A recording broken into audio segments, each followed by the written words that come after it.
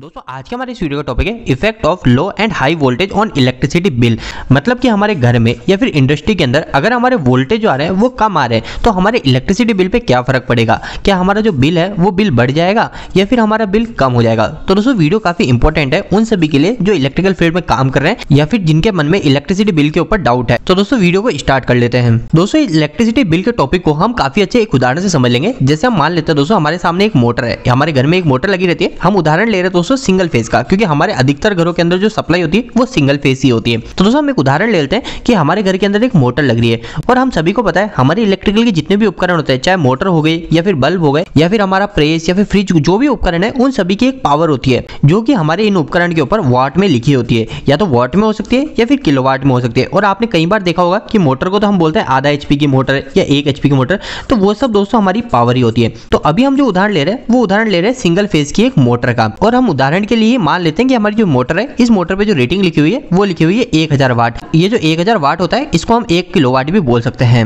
अब दोस्तों सबसे पहली चीज हमको यह पता होना चाहिए कि हमारा जो इलेक्ट्रिसिटी का बिल आता है वो बिल किसके अंदर आता है। आपको पता है हमारा बिल आता है जिसको हम यूनिट बोलते हैं कि हमारी यूनिट आई, वो यूनिट हमेशा होती है हमारी kWh किलो वाट हावर्स के अंदर, ठीक। पर हमारे जो उपकरण होते हैं उसके ऊपर रीडिंग लिखी रहती है वो वाट में होती है, किलोवाट में होती है। तो अब हम इस उपकरण को कितने घंटे चलाएंगे तो वो उस हिसाब से हमारे kWh बन जाता है, मतलब हमारी यूनिट बन जाएगी। जैसे अगर मैंने 1 किलोवाट की मोटर को 5 घंटे चलाया तो ये हो जाएगा मेरा 5 kWh। पर दोस्तों अभी हम इस पॉइंट के ऊपर बात नहीं कर रहे, पर ये बेसिक था जो कि हमको पता होना चाहिए। तो दोस्तों अब हम हमारे मेन टॉपिक के ऊपर आ जाते हैं। जैसे हमारे पास में ये 1 किलोवाट की मोटर है जिसकी रेटिंग है 1000 वाट। अब दोस्तों इस मोटर को हम दो तरीके से चलाएंगे। एक चलाएंगे हमारे 220 वोल्टेज पे जो कि हम सभी के घरों में आसानी से मिल जाता है। और हमारा पॉइंट यही है कि हमने अगर इसी उपकरण को अगर कम वोल्टेज पे लाया, जैसे मैं मान लेता हूँ कि 180 वोल्टेज पे, या फिर हम उदाहरण ले लेते हैं 150 वोल्टेज पे, अगर मैंने इतने कम वोल्टेज पे इस उपकरण को चलाया तो उससे मेरे बिल में क्या फर्क पड़ता है। तो दोस्तों एक एक करके हम दोनों को देख लेते हैं। सबसे पहले हम इन दोनों केस में इसके करंट निकाल लेंगे कि अगर हमने 220 वोल्टेज दिए तो हमारी मोटर कितना करंट लेगी और हमने 180 वोल्टेज दिया तो हमारी मोटर कितना करंट लेगी। सबसे पहले हम इस फर्स्ट पॉइंट को ले लेते हैं जो कि है हमारा 1000 वाट की मोटर। अब दोस्तों किसी भी उपकरण का अगर मेरे को करंट निकालना है तो करंट निकालना काफी सिंपल होता है। मेरे को ऊपर वाट लिखना है और नीचे लिखना है वोल्टेज, तो मेरा करंट आ जाएगा। वैसे दोस्तों अगर हमको एक्यूरेसी चाहिए तो हम यहाँ पे पावर फैक्टर को मल्टीप्लाई करेंगे, पर दोस्तों अभी हम समझने के हिसाब से बात करें तो दोस्तों अभी हम पावर फैक्टर को मल्टीप्लाई छोड़ देते हैं। अभी हम डायरेक्ट जल्दी से सॉल्व कर लेते हैं। तो हमारे 1000 वाट की मोटर हो गई और वोल्टेज मैंने दिया 220 वोल्टेज। दोस्तों इसको पहले ही मैंने भाग कर रखा है ताकि हमारा ज्यादा समय खराब ना हो। तो इसको भाग करने के बाद जो हमारा आंसर आएगा वो आएगा 4.54 एम्पियर। मतलब कि अगर मैंने 1000 वाट की मोटर को 220 वोल्टेज पे चलाया तो हमारी जो मोटर करंट लेगी 4.5 एम्पियर के आसपास। अब वही उदाहरण ले लेते हैं हम 1000 वाट की, वापस हमारे पास मोटर है, पर दोस्तों अब हम हमारी जो मोटर को वोल्टेज दे रहे हैं वो दे रहे हैं 180 वोल्टेज। तो इस समय क्या होगा, तो 10 से 10 कट गया और अगर मैं इन दोनों को भाग लगाऊंगा तो यहाँ पे जो मेरा करंट आएगा वो आएगा 5.55 एम्पियर। तो दोस्तों इस समय बिल्कुल साफ दिख रहा है कि अगर हमने हमारी मोटर को वोल्टेज ज्यादा दिए तो हमारा जो करंट है वो करंट कम हो गया। जैसे अगर मैंने 220 वोल्टेज दिए थे तो मेरे मोटर का करंट आ रहा था 4.45 एम्पियर, पर अगर मैंने वोल्टेज कम कर दिए 180 वोल्टेज कर दिए तो मेरे जो मोटर का करंट आ रहा है वो आ रहा है 5.55 एम्पियर। पर दोस्तों एक चीज ध्यान रखिएगा, आप ये मत समझ लीजिएगा कि मेरा अगर करंट बढ़ गया तो इससे हमारा इलेक्ट्रिसिटी का बिल भी बढ़ जाएगा। ऐसा बिल्कुल भी नहीं है दोस्तों। जैसा मैंने आपको स्टार्टिंग बताया था हमारा जो बिल होता है वो बिल काउंट होता है kWh में। तो दोस्तों अब हम क्या करेंगे, हमारे kWh को निकाल लेंगे इस एम्पियर के हिसाब से कि अगर मेरी मोटर 4.5 एम्पियर ले रही है तो मेरे कितने kWh आएंगे 5 घंटे के, और अगर मेरी मोटर 5.5 एम्पियर ले रही है तो मेरे 5 घंटे के कितने kWh आएंगे।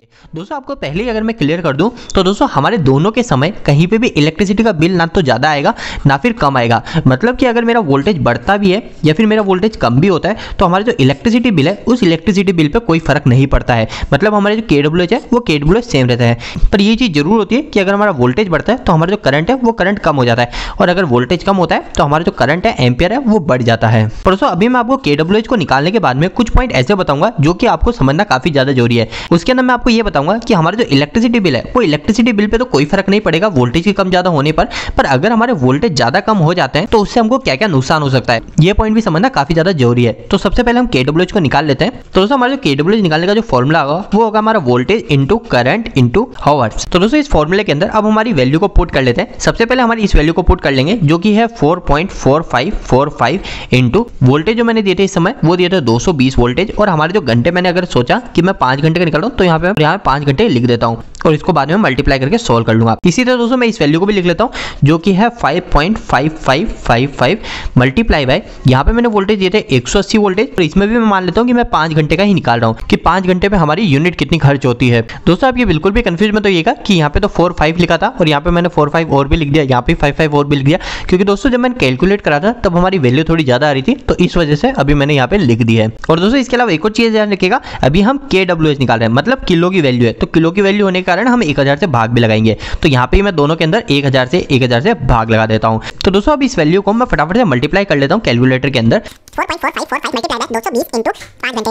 तो दोस्तों ये जो मेरी वैल्यू आई वो आई 4899 भाजक 1000, नीचे का 1000 यहाँ आ जाएगा। तो दोस्तों मैं नीचे वाली वैल्यू को भी फटाफट से मल्टीप्लाई कर लेता हूँ इसी तरह, तो यह है 5.55 इंटू 180 इंटू 5। तो दोस्तों यहाँ पे मेरा आंसर आया 4995। तो दोस्तों अब मैं इन दोनों के अंदर 1000 का भाग करूंगा तो ये 3 जीरो के कारण मेरा क्या हो जाएगा, ये 3 के आगे यहाँ पे पॉइंट लग जाएगा, तो मेरी जो kWh आई वो आई 4.99, और इसी के अंदर भी सेम होगा, ये 3 जीरो के कारण यहाँ पे पॉइंट लग जाएगा, तो मेरी जो kWh आएगी वो आएगी 4.89। मतलब कि दोस्तों दोनों के अंदर हमारी जो kWh है वो kWh बिल्कुल सेम है। हमारे वोल्टेज के ज्यादा और कम होने से कोई भी फर्क नहीं पड़ता है हमारी यूनिट के अंदर, दोनों के अंदर हमारी यूनिट सेम आ रही है। हमारा यहाँ पे पॉइंट में थोड़ा बहुत फर्क आ रहा है, वो इस वजह से आ रहा है क्योंकि जब हमने इन सबको कैलकुलेट करा तो काफी सारी चीजें पॉइंट के अंदर भी थी, इसी वजह से इन दोनों वैल्यू के अंदर थोड़ा पॉइंट के अंदर डिफरेंस आ रहा है, पर असलियत में वोल्टेज के ज्यादा और कम होने से हमारी यूनिट पे कोई फर्क नहीं पड़ता है। पर दोस्तों जैसा मैंने आपको स्टार्टिंग में बोला था कि वोल्टेज के कम ज्यादा होने पे बिल में तो कोई फर्क नहीं पड़ेगा, और हमको कुछ नुकसान होते हैं जो कि वोल्टेज के कम होने से और वोल्टेज के ज्यादा होने से हो सकते हैं। तो दोस्तों सबसे पहले हम वोल्टेज के कम होने से हमको क्या क्या नुकसान होता है वो बात कर लेते हैं। तो दोस्तों वोल्टेज के कम होने से हमको मुख्य 2 नुकसान होता है, इन दोनों को हम 2 मिनट के अंदर आसान शब्दों में समझ लेते हैं। सबसे पहला जो वर्ड लिख रहा हूं मैं यहाँ पे लिख रहा हूँ ताकत। ताकत का मतलब दोस्तों हमारी हो गई पावर, या फिर दोस्तों हमारे इलेक्ट्रिकल के अंदर हम एफिशिएंसी वर्ड भी यहाँ पे उपयोग में ले सकते हैं कि हमारा जो उपकरण होता है उस उपकरण की हमारी एफिशिएंसी कम हो जाती है। इनके ऊपर मैंने ऑलरेडी डीपली वीडियो बना रखी है कि एफिशिएंसी क्या होती है, पावर क्या होती है, पर अभी हमको यह समझना है कि हमारे वोल्टेज के कम होने से हमको क्या नुकसान है।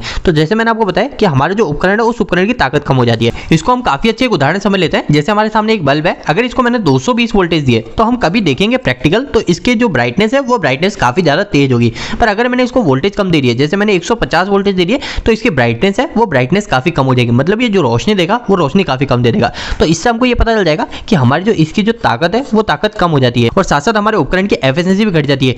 एफिशिएंसी कम होने के कारण हमारा जो उपकरण है इस उपकरण की लाइफ भी कम हो जाती है, ये उपकरण ज्यादा लंबे समय तक नहीं चलता है। इसके अलावा वोल्टेज के कम होने से हमको दूसरा नुकसान हो जाता है, वो हो जाता है कि हमारा जो करंट है वो करंट बढ़ जाता है। अब दोस्तों करंट बढ़ने से हमारी यूनिट तो सेम रहेगी, यूनिट पे कोई फर्क नहीं पड़ेगा, पर हमारा करंट ज्यादा होने से हमको कुछ नुकसान भी हो रहा है। क्या नुकसान हो रहा है, जैसे दोस्तों अगर हमने हमारी कोई मोटर चला रखी है और उस मोटर पे हमने जो वायर लगा रखा है वो वायर हमने 1.5 स्क्वायर mm का लगा रखा है, पर अगर वोल्टेज के कम होने से अगर मेरा करंट बढ़ गया तो दोस्तों मेरी जो केबल है जो मैंने मोटर के साथ अटैच करके, ये तो मैंने इस मोटर के पुराने करंट के हिसाब से सेलेक्ट कर रखी है, पर अगर मेरा करंट बढ़ता है तो ये जो केबल है इस केबल में ज्यादा करंट निकलेगा जो कि हमारे इस केबल को खराब भी कर सकता है। दोस्तों हमारे मोटर के केस में इतना नहीं होगा, पर हमारे जो घर की जो मेन लाइन होती है उस मेन लाइन की जो केबल होती है उस मेन केबल के अंदर हमारी ये प्रॉब्लम आ सकती है अगर हमारे घर के वोल्टेज ज्यादा समय तक कम रहते हैं।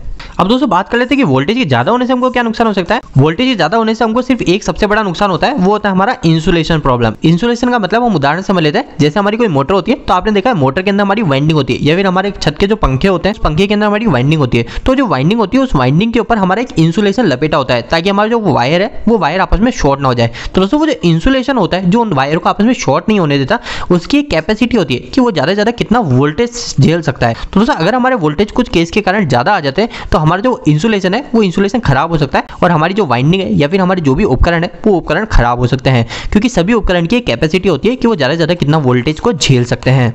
तो दोस्तों उम्मीद है कि आज के इस वीडियो से आपको कुछ बेहतर जानकारी मिली होगी। दोस्तों आपको यह वीडियो कैसा लगा, इस वीडियो को लाइक करके जरूर बताना। अगर आपको कोई भी सवाल इस वीडियो के प्रति या फिर इलेक्ट्रिकल से जुड़ा है तो आप मुझे नीचे कमेंट बॉक्स में कमेंट करके पूछ सकते हैं। इलेक्ट्रिकल वीडियोस अगर आप हिंदी में देखना पसंद करते हैं आज हमारे चैनल को सब्सक्राइब कर लीजिए। आज के लिए इतना ही, धन्यवाद।